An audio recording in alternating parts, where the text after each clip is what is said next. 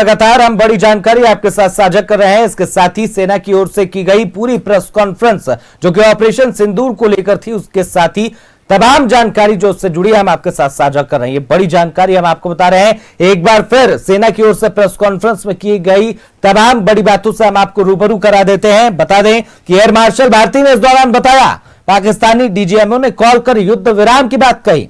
Air marshal Bharti ने बताया कि उन्हें 10 मई को पाकिस्तानी डीजीएमओ की ओर से कॉल आया।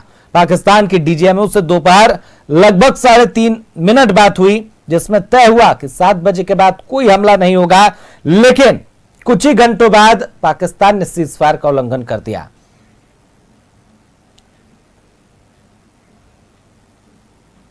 लगातार हम आपको पूरी प्रेस कॉन्फ्रेंस लाइव दिखा रहे थे। इसके साथ ही तमाम जो भी बड़े मुद्दे इस प्रेस कॉन्फ्रेंस में सेना की ओर से बताए गए वो सब हमने आपके साथ साझा किए। इस पूरी प्रेस कॉन्फ्रेंस पर बातचीत करने के लिए हमारे साथ हमारे सहयोगी रुचि शर्मा न्यूज रूम से लाइव जुड़ी हुई है। रुक कर लेते हैं रुचि का।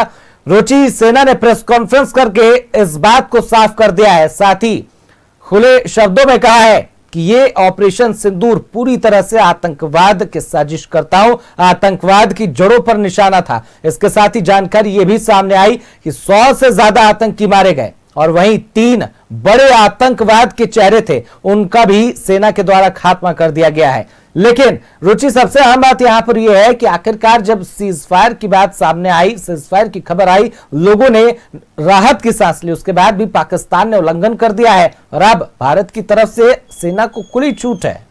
रुचि, बिल्कुल आदित्य, देखिए भारत कभी युद्ध चाहता ही नहीं था। युद्ध इसके लिए नहीं था, यानी कि भारत ने युद्ध छेड़ा ही नहीं। आतंक के खिलाफ लड़ाई थी पहलगांव में, 26 निर्दोष व्यक्तियों की जान जाने के बाद ये आतंकी के खिलाफ हमला था। आतंकियों को पनाह देने वाले पाकिस्तान, यानी कि जो उनके ठिकाने थे वो ध्वस्त किए गए थे, ना कि ये एक सिविलाइज्ड। कभी भी भारत ने वहां के नागरिकों पर प्रहार नहीं किया।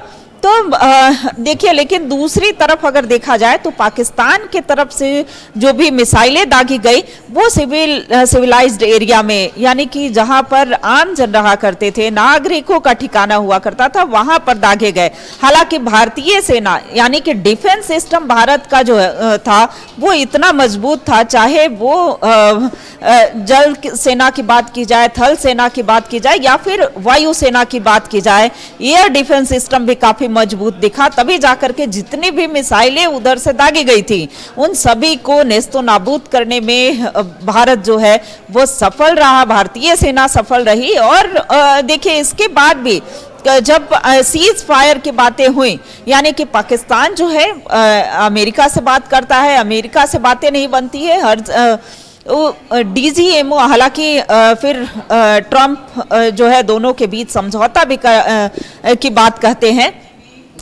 और डीजीएमओ पाक के जो डीजीएमओ है, यानी पाकिस्तान के डीजीएमओ की तरफ से फोन भी आता है, सीज फायर की बातें भी हो जाती हैं, लेकिन महज 3 घंटे के बाद ही सीज फायर जो है उल्लंघन भी हो जाता है, यानी पाक के तरफ से ही ये होता है। हालांकि भारतीय सेना को खुली छूट दे दी जाती है कि अब, चूंकि इससे पहले ही कह दिया गया था कि अगर कोई प्रहार होता है, अगर किसी भी तरह के पाकिस्तान के तरफ से कोई गोलाबारी होती है तो फिर इसे युद्ध माना जाएगा। और देखिए, भारतीय सैनिक अभी भी तैयार हैं, लेकिन ऑपरेशन सिंदूर का मकसद, देखिए अभी भी प्रेस कॉन्फ्रेंस में ये कहा गया कि ऑपरेशन सिंदूर का जो मकसद था वो पूरा हुआ। और ऐसे में जो आतंकवादी, पाकिस्तान के जो भी एयरबेस थे, जो मुख्य रूप से कई एयरबेस जो हैं वो उसको ध्वस्त किया गया, वहां पर मिसाइलें दागी गई। चूंकि एयरबेस जो है किसी भी देश के डिफेंस सिस्टम का मजबूत आधार होता है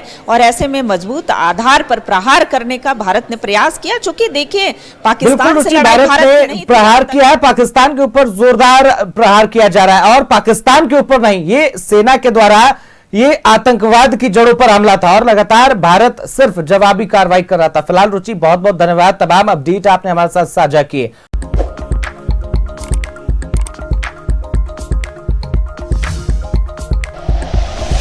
like and share videos, subscribe करें हमारा चैनल और प्रेस करें बेल आइकॉन। News 11 भारत, सच है तो दिखेगा।